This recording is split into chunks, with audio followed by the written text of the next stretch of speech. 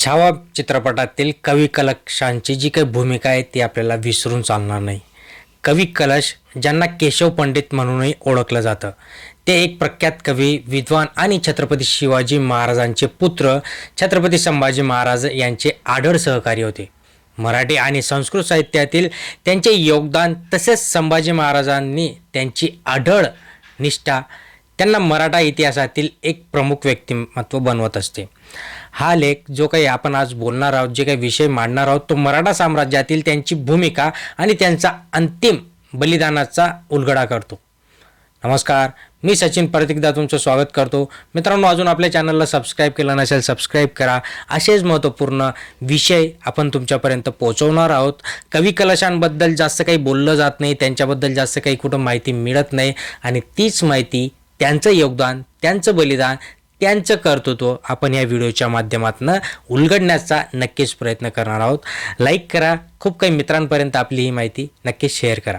कवी कलश यांचा जन्म एका ब्राह्मण कुटुंबात झाला होता आणि त्यांना संस्कृत, मराठी आणि शास्त्रीय साहित्याचं उत्तम असं ज्ञान होतं. त्यांच्या काव्यात्मक कौशल्याने त्यांना कवी कलश ही पदवी मिळाली.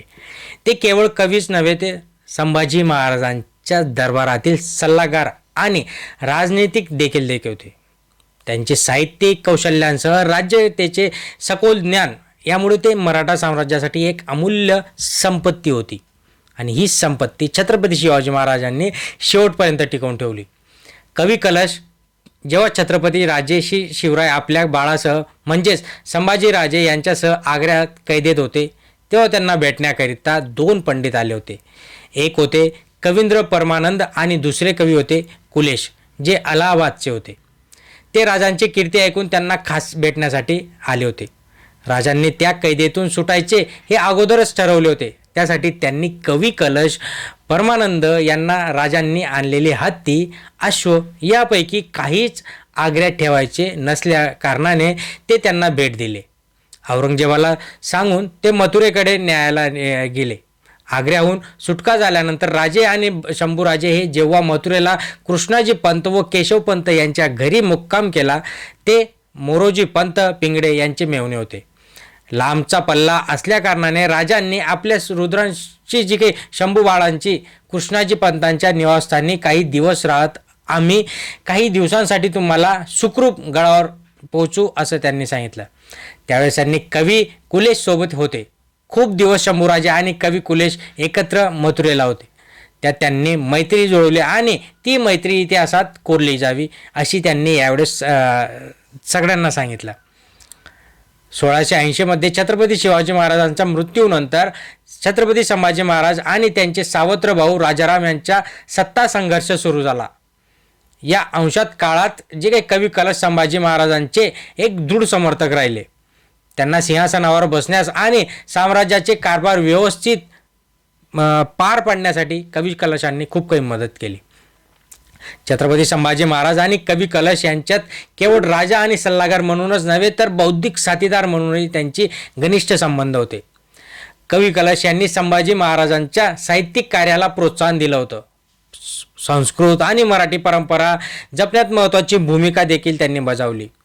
संभाजी महाराजांच्या कारकिर्दीतील एक काव्यरचना म्हणजे त्यांचे साहित्यिक योगदान स्पष्ट आपल्याला दिसून येते.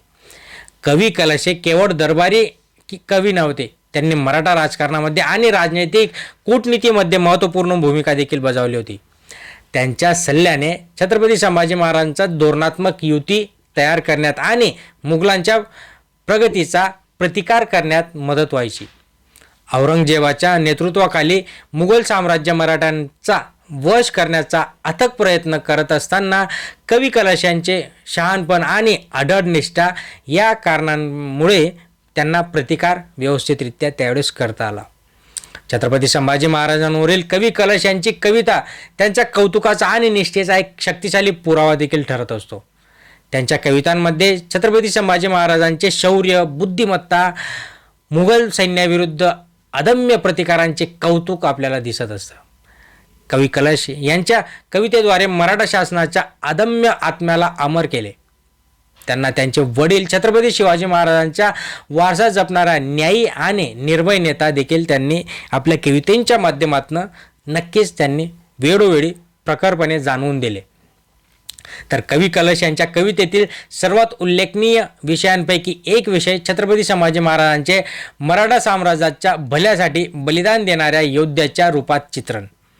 त्यांच्या कवितांमध्ये छत्रपतींच्या लवचिकतेवर आणि अमरधैर्यावर भर देण्यात आला होता. त्यामुळे भावी पिढ्यांना त्यांच्या जीवनातून प्रेरणा घेण्यासाठी खूप काही मोठं प्रोत्साहन ते आपल्याला मिळायलाच पाहिजे आणि ते घेतलंच पाहिजे. कवी कलश यांच्या रचनांमधील गौतमात्मक सौंदर्यात्मक आणि केवळ छत्रपती संभाजी महाराजांच्या शौर्याचे कौतुक केले नाही, तर धार्मिकता आणि निस्वार्थपणाच्या गुणांवर प्रकाश टाकून खेल तात्विक अंतर्बुद्धी देखील त्यांनी दाखवली. त्यांची कविता भक्ती, देशभक्ती आणि शासक आणि विश्वासू मित्रांमधील अतूट बंधनांचं प्रतीक आहे.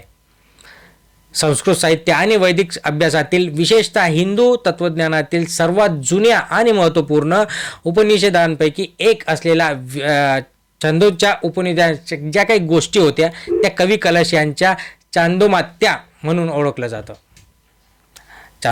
चांदोमात्या हे त्यांनी दिलेली छत्रपती संभाजी महाराजांनी त्यांना टोपण नाव ते बोलत होते, कारण की त्यांच्याकडे एवढ्या काही विद्या होत्या आणि त्या विद्यांच्याच आधारावर त्यांना ते असं बोलत होते. खूप काही वेळेस ज्यावेळेस आपण मूव्ही बघतो त्याच्यामुळेच आपल्याला या गोष्टींचा जाणीव होत असते. संस्कृत ग्रंथांमधील त्यांचे विद्वत्ता आणि स्वयंपूर्तता, कविता लिहिण्याच्या क्षमतांमुळे त्यांना त्यांच्या समकालीनता ही पदवी देखील मिळाली. अमात्य ही शब्द मराठा समाजातील त्यांचे राजकीय आणि प्रशासकीय महत्त्व दर्शवतो, ज्यामुळे कवी आणि राजकारणातील महत्त्व त्यांची प्रतिक्रिया आणखी मजबूत होते.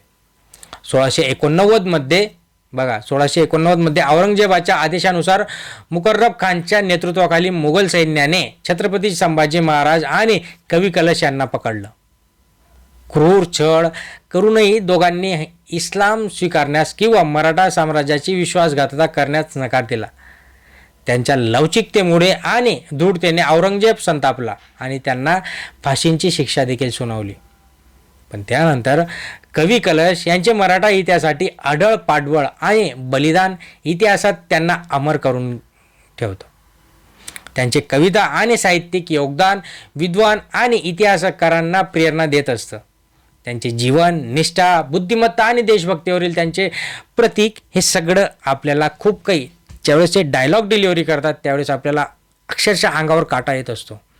या सगळ्या गोष्टींमध्ये जर विचार केला तर कवी कलश हे केवळ कवी नव्हते, ते स्वतः एक योद्धा होते. शब्द आणि ज्ञानाने लढत होते. संभाजी महाराज आणि मराठा कार्याप्रती त्यांचे समर्पण त्यांना इतिहासात एक अनुकरणीय व्यक्तिमत्व बनवत असते. छत्रपती संभाजी महाराजांसोबत त्यांनी केलेले हौतात्म्य त्यांच्या अतूट आत्म्याला आणि भक्तीला अधोरेखित करत असते, ज्यामुळे त्यांचे नाव भारतीय इतिहासात अजूनही अमर आहे. आणि या सगळ्या गोष्टी पाहता ते भविष्यातही असेच अमर राहतील. ज्या वेळेस छत्रपती संभाजी महाराजांचा विषय निघेल, ज्या वेळेस छत्रपती संभाजी महाराजांचं कर्तृत्व आपल्या डोळ्यासमोर येतं, त्यावेळेस कवी कलश यांचं देखील कर्तृत्व आपल्या डोळ्यात येत असतं. तुमच्या काय प्रतिक्रिया, तुम्हाला काय वाटतं या गोष्टींबद्दल, तुमच्या काय प्रतिक्रिया कवी कलशांबद्दल नक्कीच खाली कमेंट बॉक्समध्ये कळवा, म्हणजे आपल्याला अजून थोडीशी क्लॅरिटी. तुमच्या काय प्रतिक्रिया आहेत याबद्दल नक्कीच खाली कमेंट बॉक्समध्ये कळवा, म्हणजे आपल्याला अशीच उत्स्फूर्तता मिळत असते. चॅनलला अजून सबस्क्राईब केलं नसेल सबस्क्राईब करून ठेवा, लाईक तुमच्या काय प्रतिक्रिया असतील त्या नक्कीच खाली कळवा. चॅनलला अजून सबस्क्राईब केलं नसेल सबस्क्राईब करा, जास्तीत जास्त लाईक करा आणि मित्रांनो खूप काही लोकांपर्यंत हा व्हिडिओ पोचवा, त्यांच्यापर्यंत ही माहिती जाऊ द्या. धन्यवाद.